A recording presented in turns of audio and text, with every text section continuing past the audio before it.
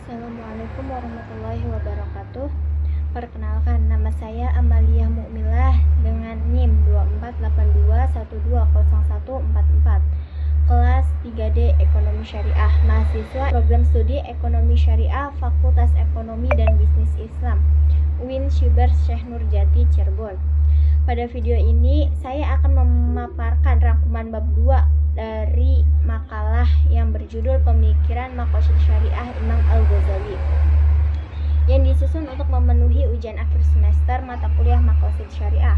Pembahasan ini meliputi biografi singkat Imam Al-Ghazali, konsep Maqasid Syariah menurut beliau, dan serta pembagian tingkatan Maqasid Syariah. Yang pertama, Imam Abu Hamid Al-Ghazali merupakan ulama besar Islam yang lahir dan wafat di kota Tus, Khurasan. Beliau dikenal cendekiawan multidisipliner yang menguasai fikih, ushul fikih, tasawuf, filsafat, dan ilmu kalam. Al-Ghazali berguru kepada Imam Al-Haramain Al-Juwaini dan pernah mengajar di Madrasah Nizamiyah. Karya-karyanya seperti Ihya Ulumuddin dan Mustafa memiliki pengaruh besar hingga saat ini. Menurut Imam Al-Ghazali, inti dari syariat Islam adalah kemaslahatan, yaitu upaya menarik manfaat yang menolak mudarat. Kemaslahatan tersebut terwujud melalui penjagaan 5 kebutuhan pokok manusia, yaitu menjaga agama, jiwa, akal, keturunan, dan harta. Segala aturan hukum Islam pada dasarnya bertujuan untuk melindungi kelima aspek tersebut. Dalam kajian Maqasid Syariah, Al-Ghazali juga membagi maslahat menjadi 3 jenis, yaitu yang pertama al-maslahat al-mu'tabaroh atau maslahat yang diakui syariat. Adalah kemaslahatan yang diakui syariat dan dapat dijadikan hujjah karena selaras dengan nas dan ijma.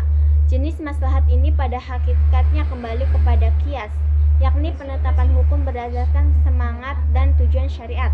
Contohnya, keharaman makanan dan minuman yang memabukkan dikiaskan kepada khamr karena larangan tersebut bertujuan menjaga akal sebagai dasar pembebanan hukum.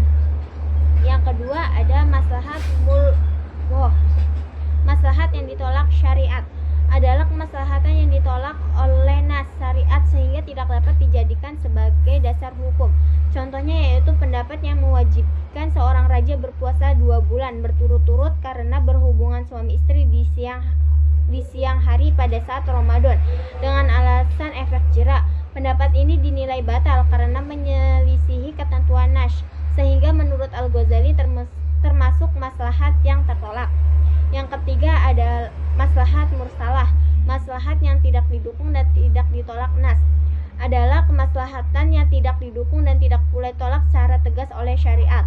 Di dalam makalah, Imam Al-Ghazali tidak memberikan contoh secara rinci. Namun contoh lain seperti pembuatan kartu identitas penduduk atau akta kelahiran. Kebijakan ini tidak disebutkan secara eksplisit dalam nas, tetapi bertujuan menjaga ketertiban, hak, dan keamanan masyarakat. Oleh karena itu, kebijakan tersebut sejalan dengan maqasid syariah, khususnya dalam menjaga jiwa dan harta. Selanjutnya, Al-Ghazali membagi maqasid syariah ke dalam 3 tingkatan. Yang pertama ada daruriyat, yaitu kebutuhan primer yang wajib dijaga karena menyangkut kelangsungan hidup manusia. Yang kedua ada hajiat, yaitu kebutuhan sekunder yang bertujuan memberikan kemudahan dan menghilangkan kesulitan. Ketiga, tahsiniyat, yaitu kebutuhan tersier yang berfungsi menyempurnakan akhlak dan etika.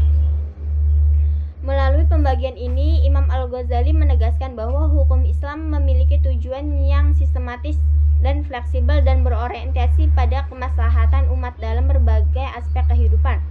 Pemaparan singkat mengenai pemikiran maqasid syariah Imam Al-Ghazali melalui konsep maqasid syariah, kita dapat memahami bahwa hukum Islam tidak hanya bersifat normatif, tetapi juga berorientasi pada kemaslahatan dan keadilan umat manusia. Semoga penjelasan ini dapat menambah pemahaman kita terhadap tujuan utama syariat Islam dan relevansinya dalam kehidupan masa kini. Saya ucapkan terima kasih atas perhatiannya. Wassalamualaikum warahmatullahi wabarakatuh.